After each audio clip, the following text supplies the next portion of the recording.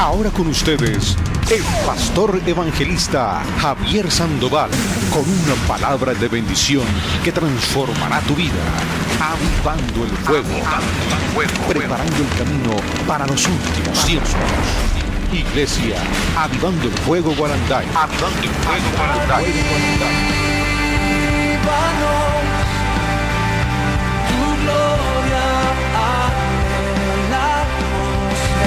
El Señor a nosotros nos ha llamado precisamente a vivir una vida sobrenatural. Dígale al que está a su lado, Dios te ha llamado a vivir una vida sobrenatural. Hay veces nosotros no hemos entendido esa parte. Que usted y yo en nosotros, oiga bien, al igual que en Daniel, había un espíritu superior, en nosotros también hay un espíritu superior, que es el Espíritu Santo de Dios. ¿Amén o no amén?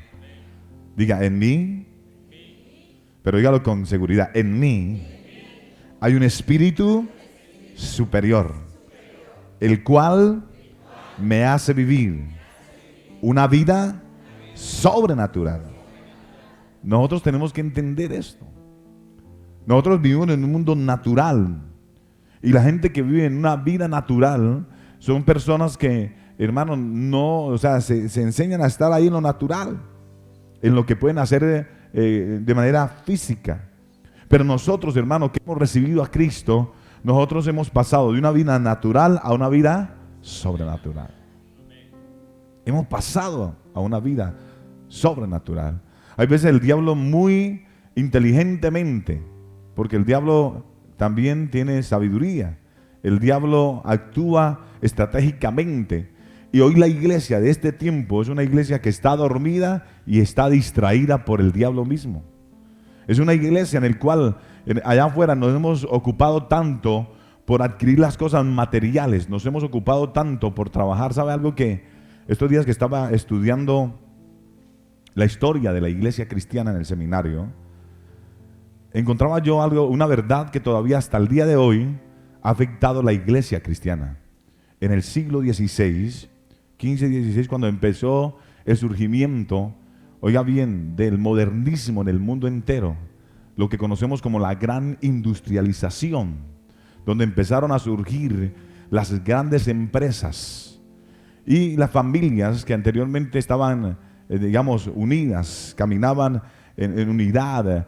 ¿Ustedes se acuerdan de esas películas que uno veía antes, que eran la familia las Waltons, la familia Ingalls? ¿Se acuerdan o no? Bueno, aquellos que son así de la misma edad como yo, ¿no? Así jovencitos. Aleluya. Y uno se sentaba y veía esas películas y se cogían de la mano ahí. La familia Ingalls se cogían de la mano, iban a comer, oraban, y toda la familia estaba unida. En los Walton, en una casota grandota, y vivían ahí los hijos, los nietos, los tataranietos, todos, y todo el mundo cuando se iba a acostar ahí, bendición abuelo, bendición abuela, bendición mamá, bendición esto, todos se despedían, y había una unidad entre familia. Pues resulta que cuando llegó la parte en la cual surgieron las grandes industrias, las familias de cierta manera se desintegraron. Las familias se desintegraron porque ya había otro pensamiento, porque en ese tiempo el pensamiento, ¿sabe cuál era? El pensamiento era la búsqueda de Dios. Era la búsqueda de Dios, era tener una comunión de manera familiar con el Espíritu Santo de Dios. Y cuando la gente, debido a la televisión, empezaron a ser bombardeados por los comerciales de productos y de cosas que el mismo mundo creó, y el comercio creó la necesidad en las personas, entonces esto hizo que las personas ya dejaran a un lado la búsqueda del Espíritu Santo de Dios y empezaran a buscar las cosas materiales. Y entonces surgieron pensadores como Maquiavelo, que hablaban del humanismo. Surgieron otras personas que empezaron a influenciar el mundo con la filosofía, y la gente dejó de buscar a Dios y empezó a buscar lo material. Las familias, por estar trabajando, se desintegraron.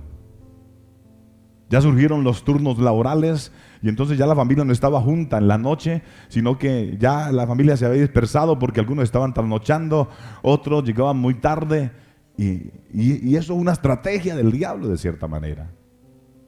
Y entonces hoy en día resulta que el enemigo, de una manera muy sabia, ha hecho que la gente pierda esa dirección, esa comunión con Dios.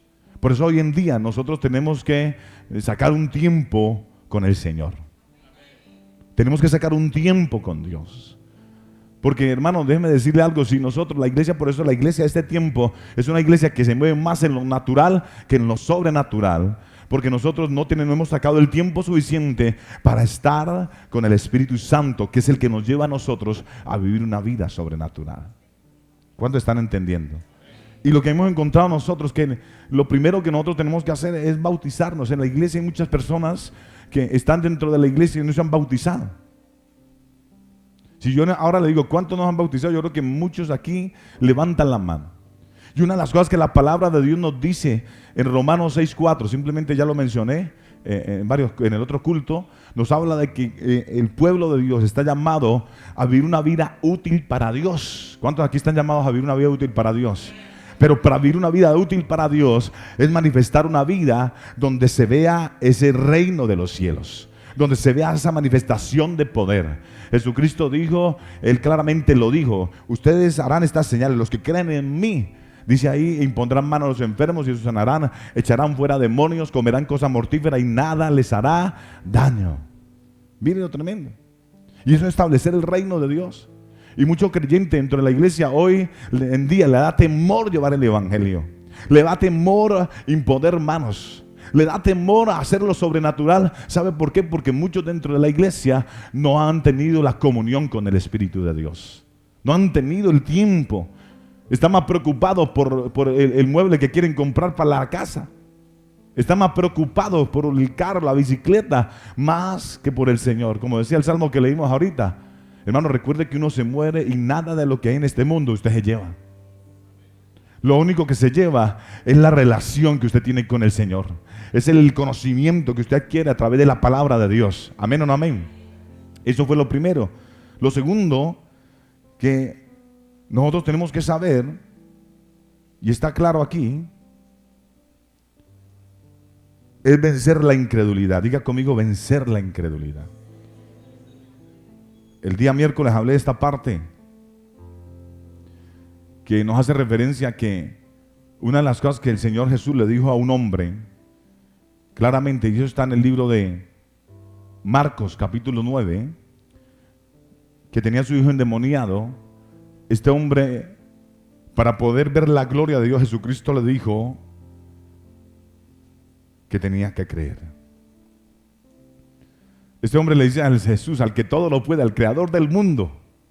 Jesús dice en el libro de Juan que Él es el verbo y que el verbo estaba con Dios y que en el principio era el verbo. O sea, Él, Jesús, es el autor de toda la creación. Y este hombre, cuando llevó a su hijo a los discípulos, no pudieron echar fuera a este demonio. Y Jesús lo resorta y le dice, generación incrédula, ¿hasta cuándo os he de soportar? ¿Sabe algo? Yo creo que hoy en día, si Jesucristo se manifestara en carne, diría que en este tiempo, al igual que en ese entonces, hay generación incrédula. En la iglesia hay mucha gente que aunque lo confiesa, no le cree. Y Jesús le dijo a los discípulos, ellos estaban con Jesús, habían visto los milagros, las maravillas, las cosas poderosas que Jesús había hecho, pero llegó el momento en el cual tenían que pasar de la teoría a la práctica. Y resulta que fallaron. Y Jesús los exhorta y le dice, generación incrédula, ¿cómo es posible? Y este hombre llega donde Jesús y como él dijo, no, pues si estos son los aprendices del maestro, entonces el maestro está mal. Eso es lo que pensó ese hombre. Y le dijo al maestro, Señor Jesús, si tú puedes hacer algo por él, si tú puedes, ¿no? Al que todo lo podía, si tú puedes. Y Jesús también le responde de igual manera, le dice, bueno, si tú puedes creer. Porque al que cree todo le es. Jesús con el mismo verbo le dice, si tú puedes. Porque es que el problema no era de Jesús. El problema era de él, por la incredulidad. El problema de muchos de nosotros dentro de la iglesia no es de Jesús. El problema es de nosotros, porque en nosotros hay ¿qué? Incredulidad. Y luego él mira a Jesús y le dice, Jesús, yo creo. Pero después Jesús lo mira y dice, vaya yo a creer si me estás diciendo lo que estás. Porque Jesús mira el corazón. Y Jesús le dijo, Pero hermano, como que le dijo ahí, yo como que te miro y como que no estás creyendo. Y él se pone de sincero y le dice: Jesús, ayuda a mí, incredulidad. Como le dice: Señor, aunque estoy diciendo que te creo, en mi interior todavía hay incredulidad. Nosotros tenemos que decirle al Señor que nos ayude en nuestra incredulidad. ¿Cuántos dicen amén? Y el miércoles muchas personas fueron libres de la incredulidad. Ahora tenemos fe, creemos. Ahora vamos a lo que el Señor tiene para nosotros hoy. Vaya al libro de Marcos, capítulo 5, versículos 35.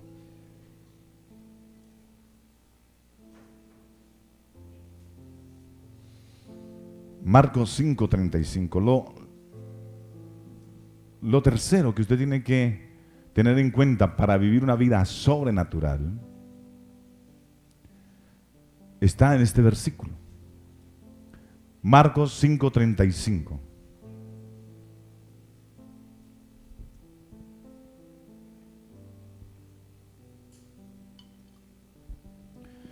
Mientras él aún hablaba, o sea, Jesús estaba ahí hablando con la gente que estaba alrededor, vinieron de casa del principal de la sinagoga diciendo: tu hija ha muerto. O sea, había un hombre llamado Jairo que tenía su hija que estaba prácticamente moribunda. Y Jesús estaba hablando con él cuando viene gente, oiga bien, de la casa de este hombre llamado Jairo, y le dicen: tu hija ha muerto. ¿Para qué molestas más al maestro? Pero Jesús, luego que oyó lo que se decía, dijo al principal de la sinagoga: no temas, cree que solamente. Le dijo: no temas, cree solamente. Mire que en el pasaje anterior que encontramos, el Señor le dice a ese hombre: cree, para que viera la gloria de Dios. Pero hay algo que el Señor aquí le agrega a este pasaje. Le dice: no temas. Una de las cosas que nosotros tenemos que vencer, hermano, el temor. Si usted quiere ver algo sobrenatural, tiene que vencer todo temor. Lo otro que tenemos que hacer es vencer el temor. Hay veces nosotros vamos a emprender un negocio, vamos a hacer algo que de pronto nos va a llevar o nos va a exigir fe. Quizás de pronto cuando vamos a hacer algo, eso requiere una responsabilidad porque hay muchas cosas en juego. Y entonces ahí cuando el diablo coloca en nuestra vida, ¿qué cosa? Temor. Y nosotros tenemos que vencer el temor. Este joven o este hombre, Jairo, quería ver un milagro de parte de Jesús. Él quería ver un milagro de parte de Jesús. Y de pronto él fue a donde Jesús con fe porque había escuchado que Jesús sanaba, salvaba, Jesús levantaba muertos, Jesús hacía cosas extraordinarias. Y de pronto él fue con fe a buscar a Jesús porque él decía: el único que puede salvar a mi hija es Jesús, él tiene el poder, yo voy a ir a buscarlo para que él venga a mi casa y haga un milagro. Y resulta, en efecto, él va y busca a Jesús y le dice: Jesús, tengo una hija que se está muriendo. Y cuando él está hablando con Jesús, viene la gente de la casa y le dice: no molestes al maestro. ¿Para qué la molestas? Tu hija ya murió. ¿Para qué la molestas? Ya tu hija está con las uñas moradas. ¿Para qué ella se murió? No lo molestes. ¿Sabe? Cuando uno quiere ver un milagro de Dios, siempre la gente se va a poner al milagro que tú estás esperando. Hay gente que te va a querer infundir temor. No montes ese negocio porque la cosa está pesada y pierde la platica. Cuando nosotros le creemos al Rey de Reyes, sabemos que tenemos el respaldo de Dios. Aleluya. Donde usted vaya, usted va a florecer. Donde usted vaya, Dios va a hacer prosperar el camino. Aquel que camina en obediencia, aquel que busca la guía y la dirección de Dios, todo lo que haga y todo lo que emprenda, Dios lo va a hacer prosperar. Pero hay veces el enemigo viene y trae a nuestra vida el temor. Como en este caso él quería ver un milagro y entonces ahí se llenó de temor cuando el otro vino y le dijo: ven, Jairo, no molestes a Jesús, no lo molestes, tu hija ya murió, ya no hay nada que hacer, ya murió. Y entonces Jesús vio lo que se albergó en el corazón de este hombre. Algo que se llama ¿qué? Temor. Entonces Jesús primero lo que le dice: mira, tienes que rechazar el temor. Yo sé que aquí hay gente que tiene proyectos. ¿Cuántos de aquí tienen proyectos? Hermano, hay cosas que usted va a desarrollar, pero quizás usted no se ha movido porque ha tenido temor. Déjame decirte en esta mañana, no tengas temor porque Dios hará prosperar tu camino. Tienes que renunciar a ese temor para que vea lo sobrenatural. Usted no puede ver no va a haber un milagro de que alguien se sane si usted no va y le impone manos y deja a un lado el temor. Es que ¿será que Dios si hace algo a través de mí? ¿Será que Dios si me mira para usarme? Déjeme decirle que sí. Dios sí te observa, Dios quiere usarte. Pero muchas veces nosotros, hermanos, tenemos la unción, tenemos el fuego de Dios, tenemos la palabra, pero nos falta a nosotros dar el paso, vencer el temor y atrevernos. El que se atreve es el que conquista. El rey David, ¿cómo llegó a ser rey? Venciendo el temor. Una vez el papá llegó y le dijo: vaya, lléveme de los quesitos a sus hermanos que están allá, que son los soldados de Saúl. Vaya, porque deben tener hambre, y me le lleva estos quesitos allá. Y resulta que David fue y obedeció porque era obediente, así como esta gente de aquí es obediente, aleluya, con el Padre. Somos obedientes. La obediencia es el primer paso para que usted conozca cuál es el propósito efectivo que Dios tiene para tu vida. Y él fue, pero no sabía qué es lo que estaba pasando allá en el campo de batalla. David no sabía. David ni había ayunado 40 días, ni había orado en lengua. No, David simplemente fue a hacer un mandado. David fue a hacer un mandado. Y cuando llegó allá se encontró que había un gigante allá. Hermanos, se encontró que había un gigante que estaba desafiando a los ejércitos de Israel. Todos conocen esa parte, ¿verdad?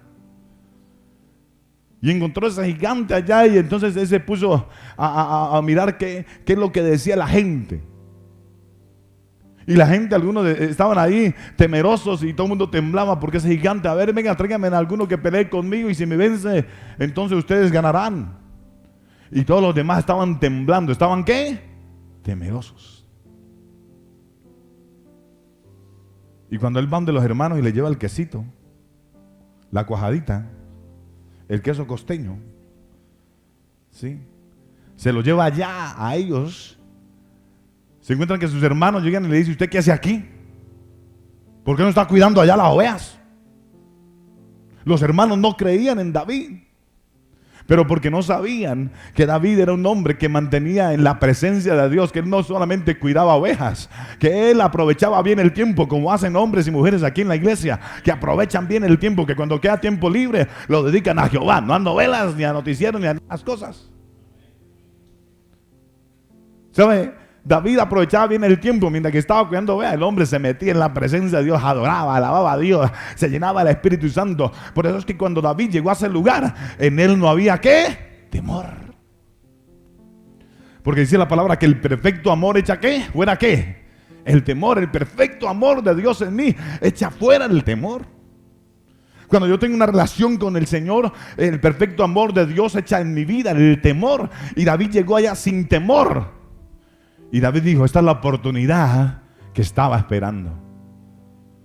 Muchos tenían, porque vea, cuando él escuchó por ahí: el rey, aquel que vence al gigante, el rey lo va a exonerar de impuestos. Y como si fuera poco y de ñapa,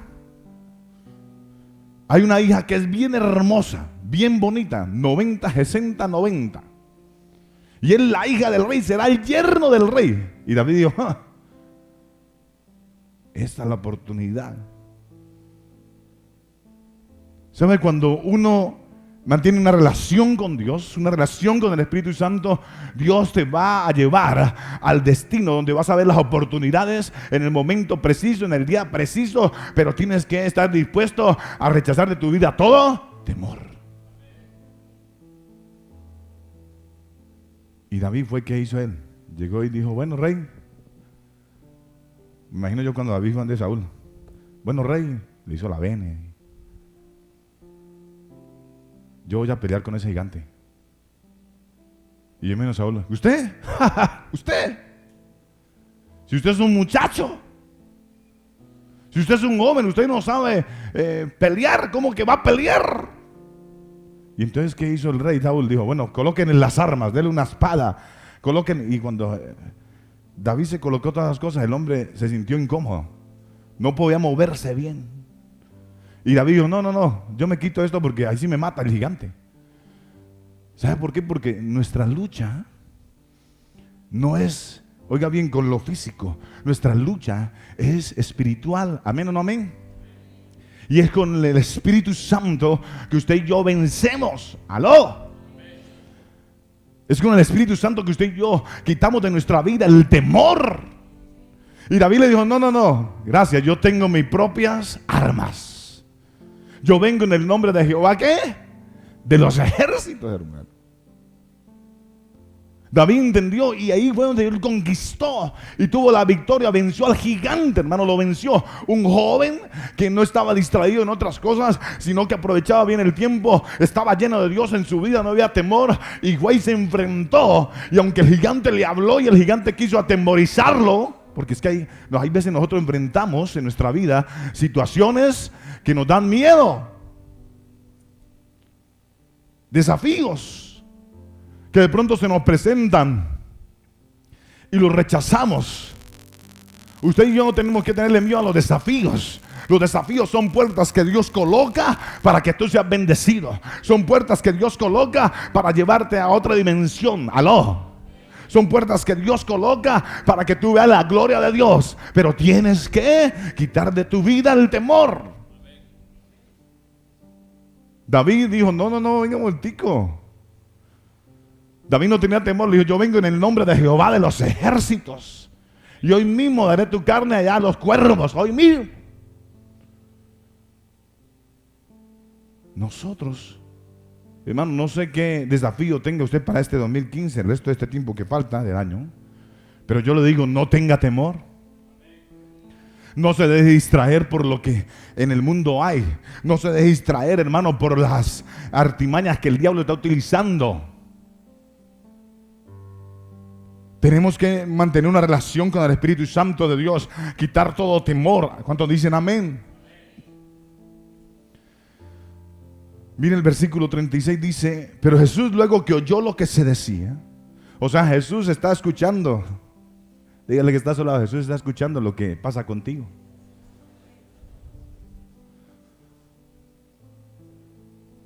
Cuando alguien viene a desanimarte, Jesús está escuchando. Y el Señor ahí te va a decir, no temas, no temas, no temas, no temas, porque tú vas a salir vencedor. Si tú confías en Jesús, vas a salir vencedor. Si tú confías en lo que el Espíritu Santo te dice, vas a tener la victoria. No importa el gigante que se levante, vas a ser más que un vencedor.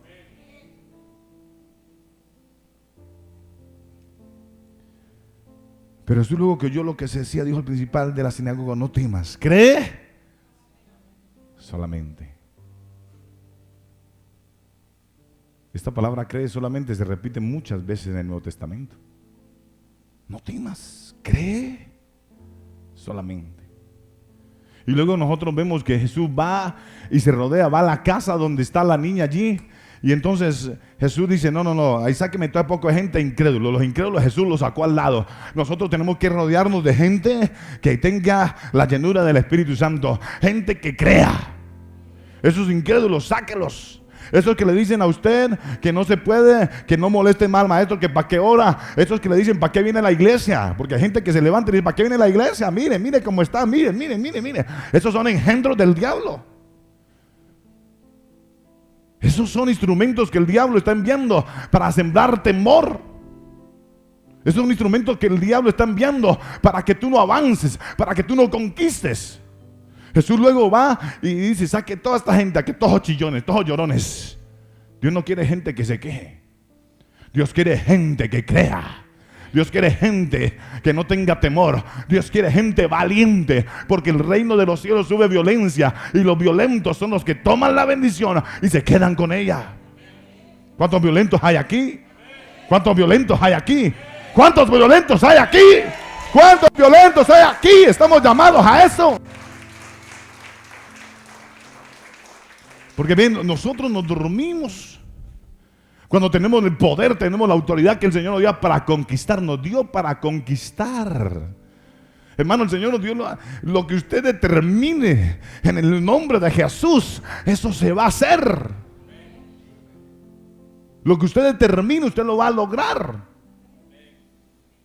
Hermano, yo desde que ese espíritu entró en mi vida, hermano, yo lo que termino a hacer lo hago. Yo lo hago. Mire, yo estudié en un colegio industrial y aprendí hace ya como que, ¿cuándo salí yo? En el 98 que salí. Hace poquito, ¿no? 98 no, 88. Hace poquito. ¿Por qué ríen? Hace poquito ahí nomás.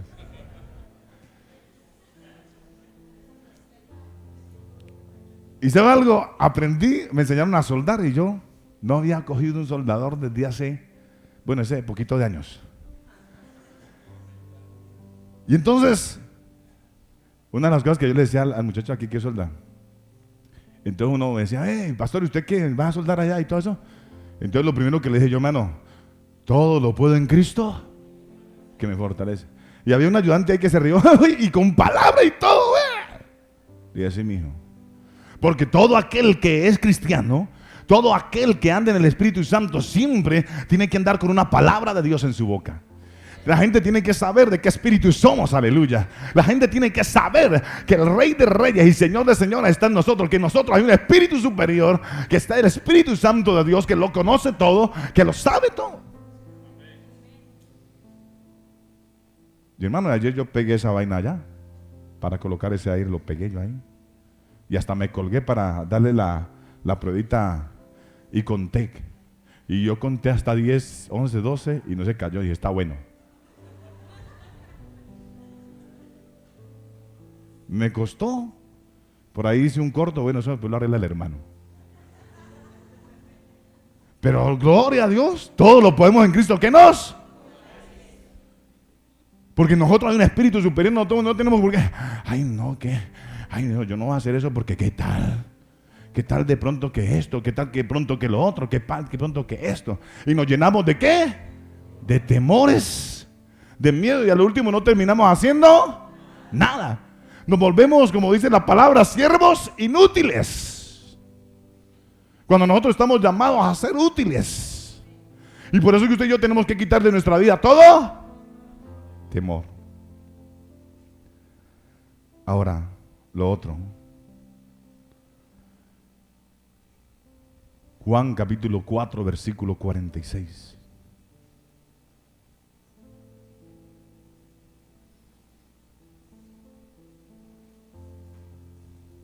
Juan capítulo 4, versículo 46 dice: Jesús se fue otra vez para Caná de Galilea, donde había convertido el agua en vino. En Capernaum, el hijo de un oficial del rey estaba enfermo, y cuando el oficial se enteró de que Jesús había venido a Galilea desde Judea, fue a rogarle que fuera a Capernaum y sanara a su hijo, que estaba a punto de ¿qué? ¿Cómo estaba el hijo? A punto de morir. Jesús le dijo: ustedes no creerán si no ven señales, milagros y maravillas. Jesús le dijo: vete a casa, tu hijo vivirá. El hombre creyó lo que Jesús ¿qué? Le dijo, y se fue a casa. Camino a casa se encontró con sus siervos, quienes le contaron que su hijo ¿qué? Vivía. Él le preguntó a qué hora se había mejorado, y ellos le dijeron: la fiebre le bajó ayer a la 1 de la tarde. El papá se dio cuenta de que fue a la misma hora que Jesús le dijo: tu hijo vivirá. Él y todos los de su casa creyeron.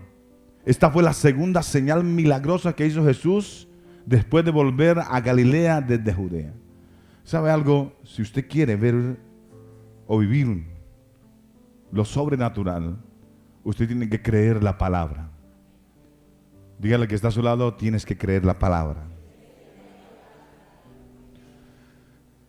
Dice que este hombre fue y buscó a Jesús. Este hombre fue y buscó a Jesús, como todos fueron a buscar a Jesús. O sea que lo que a mí me lleva, oiga bien, a ver lo sobrenatural de Dios es a través de la búsqueda de Jesús. Lo que me lleva a ver cosas sobrenaturales es el mantener una constante relación con Jesús, que es el Espíritu Santo de Dios mismo. Mantener una relación nos lleva a ver lo sobrenatural. En cada uno de los versículos que hemos leído diferentes, hemos encontrado que todos fueron ante Jesús. Este también fue de Jesús y le dijo: mi hijo está moribundo. Quiero que hagas un milagro en él. Quiero que lo resucite porque prácticamente está muerto. Y Jesús le dijo: la gente para creer necesita señales, milagros y maravillas. ¿Cuántos saben eso? Hoy en día, allá afuera, la gente ya no come de cantaleta bíblica, man.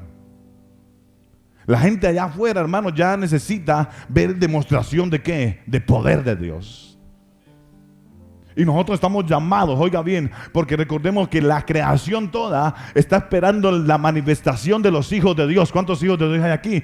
Dios está esperando que tú te manifiestes con el poder. La tierra está esperando que tú te manifiestes con el poder de Dios. ¿Aló?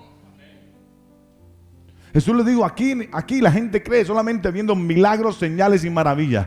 Entonces el Señor le dijo: vaya, que su hijo ya está sano. Y dice la palabra que este hombre creyó lo que Jesús le dijo. Usted tiene que creer lo que el Espíritu Santo te dice. Tú tienes que creer cuando tú te metas en oración, estás esperando una respuesta de Dios. Cuando Dios te da una palabra a través de alguien, de un hermano, de un siervo, de un pastor, de un profeta, cree esa palabra, aprópiase de esa palabra, camina con fe creyendo y echa fuera del temor, echa fuera la duda, cree la palabra. Dice que este hombre iba para su casa. ¿Y usted no cree que a él le asaltaron dudas? ¿Será que? No, yo tengo que creer.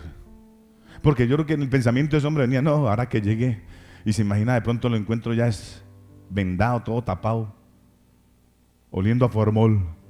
Y yo creo que él tenía esos pensamientos y no, yo le creo a Jesús. Yo le creo a Jesús. Y yo creo que él tuvo también en el camino asaltos, hermano, de duda, pero él determinó creer la palabra. Y cuando él iba llegando allá se encontró que venían también los siervos y le preguntó: ¿qué hubo, mi hijo? ¿Cómo está? Y ellos dijeron: amo, ayer él se sanó así como, no sé, así como le apareció la enfermedad, así se le fue. Estaba medio muerto y cuando menos lo encontramos fue sano. Estaba jugando pelota allá afuera en la calle. Lo encontraron sano. Y él dijo: ¿a qué horas fue que se sanó? ¿A qué horas? Ellos dijeron: no, como a la 1 de la tarde. Y entonces él cayó en cuenta y dijo: ese fue el momento en el cual Jesús me lanzó la palabra. Ese fue en el momento en que yo creí. Porque no tanto fue el lanzar la palabra, esa fue parte del milagro. La palabra es el 50% de tu milagro. Oye bien, la palabra es el 50% de tu milagro. El otro 50% es el creer. El otro 50% es el creer. Porque muchos aquí quizás han recibido la palabra, pero no han visto el milagro porque les falta el otro 50%. Creer la palabra. Tenemos que creer la palabra. Mire a la persona que está a su lado, dígale: tienes que creer la palabra. Levanten la mano a aquellos que le dan una palabra y hasta hoy día no se ha cumplido. Levanten la mano, que no se ha cumplido, sin temor, sin miedo. Bueno, yo te digo hoy: cree la palabra. Cree en la palabra, créela. Porque si hoy determinas creer lo que te dijeron y decir: Señor, han venido dudas, han venido pensamientos negativos, Señor, ha habido en mi incredulidad, pero hoy desarraigo en el nombre de Jesús y determino radicalmente creer. Y yo te aseguro que ese milagro se va a hacer evidente en esta semana. Si tú crees la palabra, si tú tomas la palabra, si tú te apropias de la palabra, es el tiempo de que esos milagros florezcan en este lugar. Aleluya, es el tiempo. Mire, a mí me dijeron, una vez que asistimos por allá a la iglesia central del cumpleaños de la visión, allá en ese coliseo de un colegio de Semprode, ¿se acuerdan? Que fuimos. Y entonces había un siervo bien usado por Dios llamado Pablo Portela. Y él me sacó allá adelante y me dio una palabra, me dijo: en 9 meses. ¿Y cuántos años han pasado de eso? Esos 9 meses se han convertido en años, man. Y yo le digo: Señor, es el tiempo, Señor. Ya he tenido varios muchachitos, Señor, ya hasta abuelo soy. Yo le oro al Señor, le digo, hasta abuelo soy, Señor, ¿y qué pasa? Yo te creo. Y ¿sabe algo? Yo creo que es el tiempo en el cual esa palabra va a empezar a moverse en mi vida y en esta iglesia en el nombre de Jesús. Porque Él habla de crecimiento, Él habla de bendición espiritual, de llenura espiritual, de mover económico. Este es el tiempo en el nombre de Jesús, que esa palabra se va a hacer evidente en esta iglesia. Yo le dije al Señor cuando yo estaba haciendo este tema, le dije, Señor, yo te creo. Y si acaso en mi corazón hay incredulidad, Señor, ayúdame mi incredulidad, le dije yo. Le dije, Señor, yo me afirmo en tu palabra. Y yo decía, querido Señor, cada vez que yo vaya a la iglesia, la unción va a ser mayor, aleluya. El nivel espiritual va a ser mayor. El fuego de Dios en la iglesia va a ser mayor. Voy a ir viendo el crecimiento y la palabra que se va desarrollando en nuestra vida. Y así va a pasar contigo en el nombre de Jesús. Vuelve y dígale al cabezón que está a su lado, cree.